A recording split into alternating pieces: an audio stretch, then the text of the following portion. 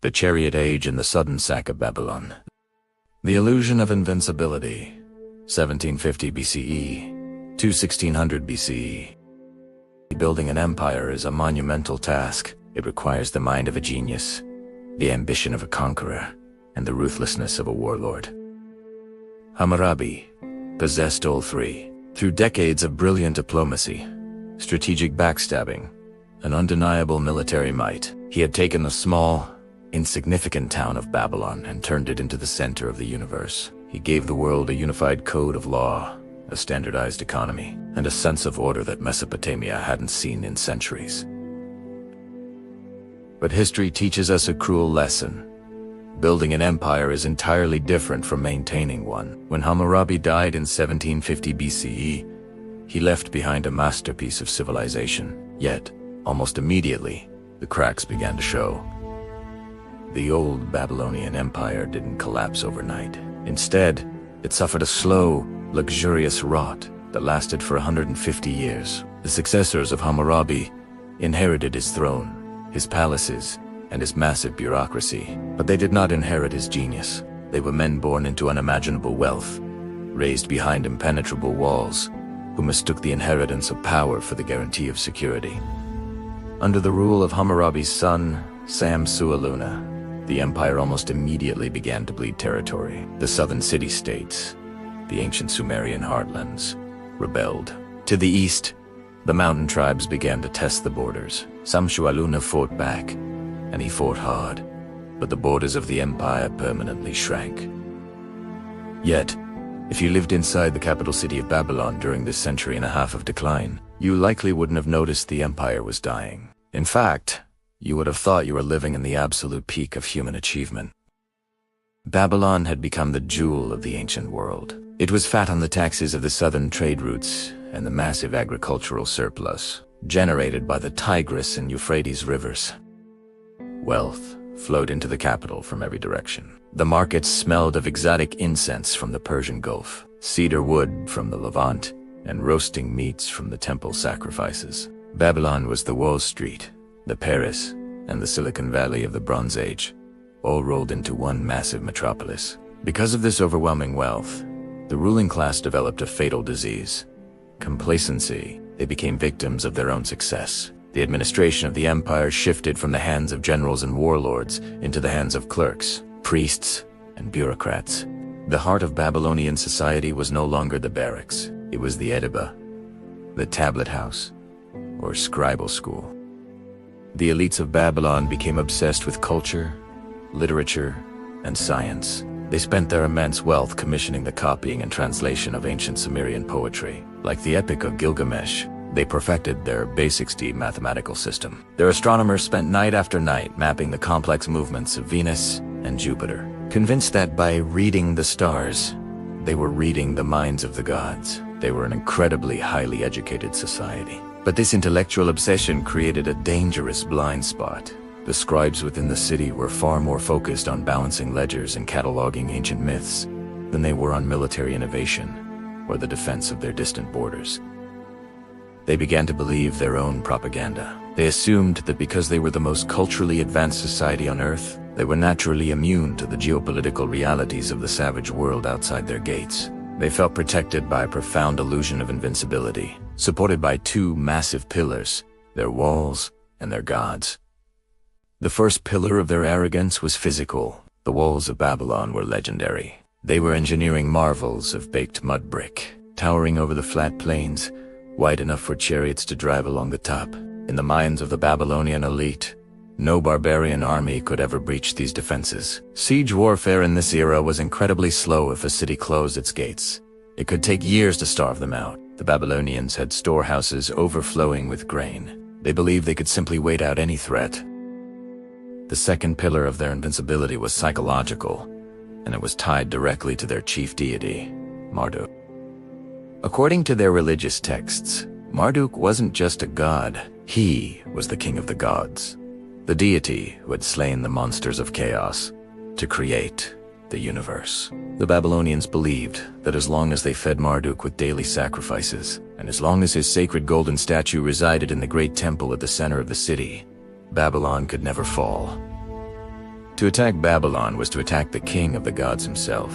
In their minds, it was literally cosmically impossible for their city to be conquered. They thought they had reached the end of history. They thought they had figured it all out. But history never ends. And while the scribes of Babylon looked up at the stars, a new kind of power was brewing in the dark, rugged mountains of the north. Over 500 miles away, in the harsh terrain of Anatolia, modern-day Turkey, a very different society was taking shape. These were the Hittites. The Hittite homeland was the exact opposite of the Mesopotamian floodplain. There were no massive, lazy rivers to provide easy irrigation. The winters were freezing, the summers were brutal, and the land demanded physical toughness just to survive. The Hittites didn't care about the elegant poetry of the Sumerians. They didn't care about the philosophical nuances of Hammurabi's code. And they certainly didn't care that Marduk was supposed to be the king of the universe. What the Hittites cared about was survival, expansion, and plunder. While the Babylonians were growing soft behind their massive walls, the Hittites were being forged into a society of pragmatic, hardened warriors. They were looking south, down the Euphrates River, toward the fat, glittering prize of Babylon. They saw a city bursting with gold, silver, and grain, guarded by an elite class that had forgotten how to fight. The Babylonians believed their walls would save them, but they didn't know that the Hittites had been secretly developing a revolutionary piece of military technology, a weapon of terrifying speed that was about to render the slow, methodical warfare of the past completely obsolete. The illusion of Babylonian invincibility was about to be shattered in a matter of days. The lightning strike of 1595 BCE. To grasp the shock of Babylon's fall in 1595 BCE, we must understand ancient concepts of distance. Geographers was once the ultimate defense. Ancient armies moved slowly, requiring months of preparation. Campaigns were loud, slow, and obvious, allowing ample warning. Babylonian scribes, safe behind massive walls, trusted this. The new Hittite king, Mersili I, was dangerous, having sacked Aleppo, but Aleppo was hundreds of miles away. The Syrian desert and Euphrates River lay between them and Babylon. Babylonians believed an attack was impossible. Mersili's supply lines would fail. His infantry would perish. King Mersili planned no slow infantry march. He would unleash a military engineering revolution, bringing the ancient world's fighter jet. Preceding the reign of Mersili, Mesopotamian chariot design was relatively primitive. Early Sumerian variants featured 4 solid wheels and relied on the limited speed of onagers for propulsion. These early carts were heavy, hard to steer, and slow. They served as battle taxis for commanders, not true weapons.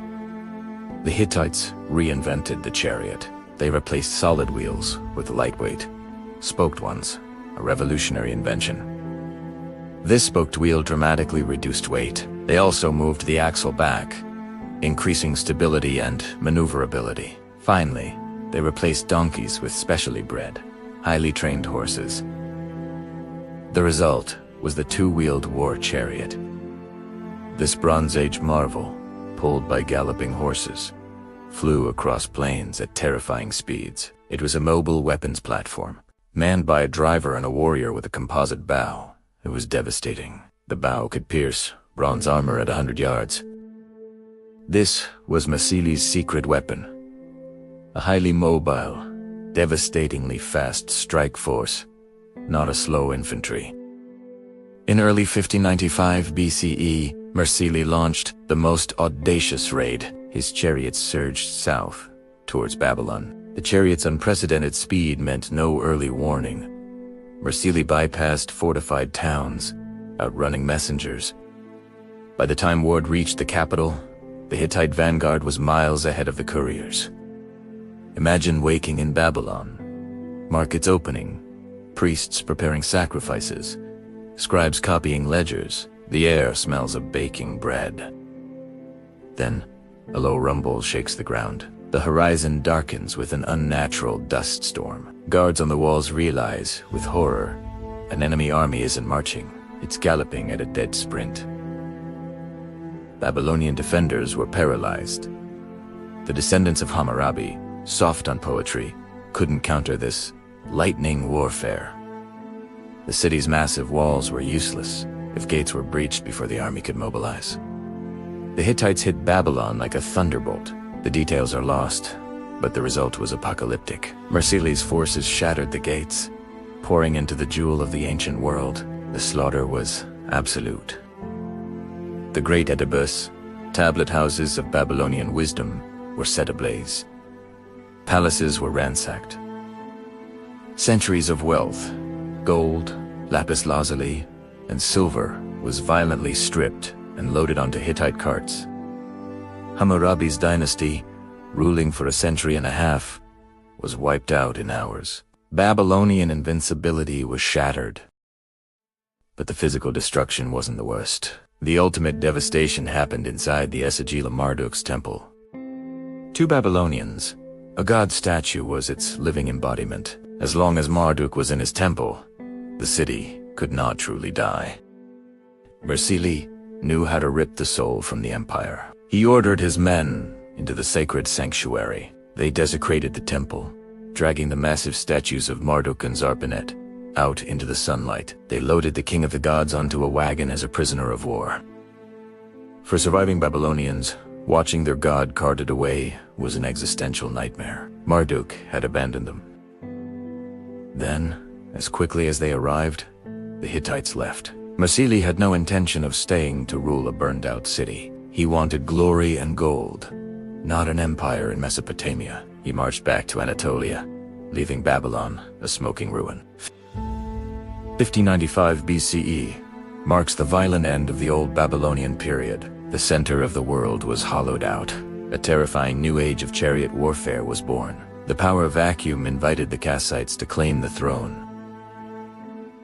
The Kassite stabilization and the first global diplomacy. The first global village 1595 BCE to 1200 BCE. When the Hittite chariots wheeled around and returned to Anatolia, they left behind a shattered world. The year 1595 BCE marked the sudden, violent decapitation of the old Babylonian Empire. The supreme god Marduk had been stolen. The scribes were dead or scattered. The great canals, without a central government to maintain them, immediately began to choke with silt. Nature abhors a vacuum, and history abhors an empty throne. As the dust settled over the Mesopotamian plains, a new power began to filter down from the rugged Zagros Mountains to the east. These were the Kassites. Even today, they remain one of the most mysterious peoples in ancient history. We don't fully understand their original language, and we don't know exactly what drove them out of the mountains, but we do know what they found. The greatest city on earth, battered, bruised, and completely defenseless. You might expect the Kassites to finish the job to burn what was left of Babylon and enslave the survivors. That is the standard rhythm of ancient history. But the Kassites did something entirely unprecedented. They didn't come to destroy Babylonian culture. They came to inherit it. They looked at the magnificent ziggurats, the complex base 60 mathematics, and the brilliant literature of the conquered people, and they realized that ruling this empire was far more profitable than burning it. The Kassite kings took Babylonian names. They learned the Akkadian language. They funded the massive scribal schools to ensure the ancient poetry survived. And, in their greatest diplomatic victory, they eventually negotiated the return of the sacred statue of Marduk, placing the king of the gods back in his temple. The Kassites ended up ruling Babylon for over 400 years, longer than any other dynasty in the city's history. And they achieved this unprecedented stability by fundamentally changing how the economy and the land worked. Under Hammurabi, power was tightly centralized in the capital. The Kassites decentralized it. They introduced a feudal system, granting massive tracts of land to loyal noblemen, priests, and military leaders. To guarantee these land grants permanently, they invented a fascinating legal and religious object known as the kaduru, or boundary stone. A kaduru was a heavy block of stone, placed in a temple that recorded the exact dimensions of a land grant. But what made them powerful wasn't just the legal text. It was the terrifying curses carved into them. The stones were covered in the terrifying symbols of the Mesopotamian gods, horned serpents, scorpions, and solar discs. The text explicitly stated that if anyone, even a future king, tried to steal this land or alter the tax exemptions, the gods would curse them with disease, famine, and the erasure of their family line. This combination of legal documentation and psychological terror worked brilliantly. It created a fiercely loyal class of landowners who maintained order in the countryside, allowing the Kassite kings in Babylon to turn their attention away from internal rebellions and toward a much bigger stage, the international world. By 1400 BCE, the ancient world had completely transformed. We have entered the Late Bronze Age, an era that historians often call the First International Age. If you looked at a map of the ancient Near East during this time, you wouldn't see a fractured mess of warring city-states. You would see a geopolitical chessboard dominated by an exclusive club of great powers. In the south, you had the Kassites ruling over a reunified Babylonia, incredibly rich in grain textiles and intellectual prestige. In the west, the absolute juggernaut of New Kingdom Egypt, overflowing with the gold of Nubia. To the north, the Hittite Empire, masters of metalworking and chariot warfare, and caught in the middle was the kingdom of Mitanni. In modern-day Syria, these four superpowers were locked in a delicate, high-stakes standoff. Thanks to the invention of the spoke-to-wheel chariot, warfare had become devastatingly fast, but also unimaginably expensive. Equipping an army with thousands of bronze weapons, highly trained horses, and master-crafted chariots cost a fortune. The kings of the Late Bronze Age realized a profound truth that feels remarkably modern. Fighting a total war against another superpower would bankrupt both nations, regardless of who won. It was a Bronze Age version of mutually assured destruction. So, instead of sending armies to slaughter each other, they sent ambassadors. They replaced the battlefield with a negotiating table. We know exactly how this diplomatic system worked because of one of the greatest archaeological discoveries in history. The Amarna letters, found in the desert ruins of an ancient Egyptian capital. These are hundreds of baked clay tablets representing the actual, day-to-day diplomatic correspondence between the pharaohs of Egypt and the other great kings, including the Kassite rulers of Babylon. What makes these letters so incredible is the language they are written in. The pharaohs of Egypt didn't write to Babylon in Egyptian hieroglyphics. They wrote in Akkadian, the Babylonian language. Babylonian cuneiform had become the lingua franca of the ancient world, the exact way English is used in global business today. If an Egyptian wanted to trade with a Hittite, they both spoke Babylonian. But when you actually read the translations of these letters, the majestic facade of these god kings completely falls away. They don't sound like invincible warlords. They sound like squabbling mob bosses or petty relatives. They referred to each other as brother, to establish equal footing, and their primary obsession was not philosophy or religion, it was high-end luxury goods. In one famous letter, the Kassite king of Babylon, Kadashmanenil, writes to the Egyptian pharaoh Amenhotep III, complaining bitterly about a recent shipment of gold. He writes, "My brother, the gold you sent me was weighed in front of my messengers, and it was less than the weight you promised. Why did you do this? My brother, in your land, gold is as common as dust. Just send me the gold." In another letter, a Babylonian king complains that he sent his daughter to marry the pharaoh to secure an alliance, but the pharaoh didn't send enough chariots and horses in return. It was a globalized economy based on elite gift-giving. Babylon sent lapis lazuli and princesses. Egypt sent mountains of gold. The Hittites sent copper and iron. This immense web of trade created an era of unprecedented prosperity, artistic achievement, and cultural exchange. For hundreds of years, this club of great powers kept the world turning. The Kassite kings of Babylon sat safely in their rebuilt palaces, corresponding with pharaohs, managing their massive estates through Kaduru stones, and believing that this golden age of diplomacy would last forever. But there is a fatal flaw in a highly globalized, heavily interconnected world. When every nation relies on every other nation for trade, diplomacy, and resources, the system becomes incredibly brittle. If one pillar of the system falls, the entire roof comes crashing down. And around the year 1200 BCE, the roof fell in. A mysterious sequence of events, megadroughts, massive earthquakes, and the sudden, terrifying arrival of seaborne raiders, known only as the Sea Peoples, would wipe this sophisticated diplomatic network off the face of the earth. The Hittite Empire would be entirely erased. Egypt would be pushed to the brink of total collapse, and Babylon would burn once again. The Bronze Age was about to end in fire and ash. The age of diplomacy was over. In the dark centuries that followed, out of the ashes of northern Mesopotamia, a new empire would rise. An empire that didn't care about trade, letters, or brotherhood. An empire of iron and blood. The Assyrians were coming.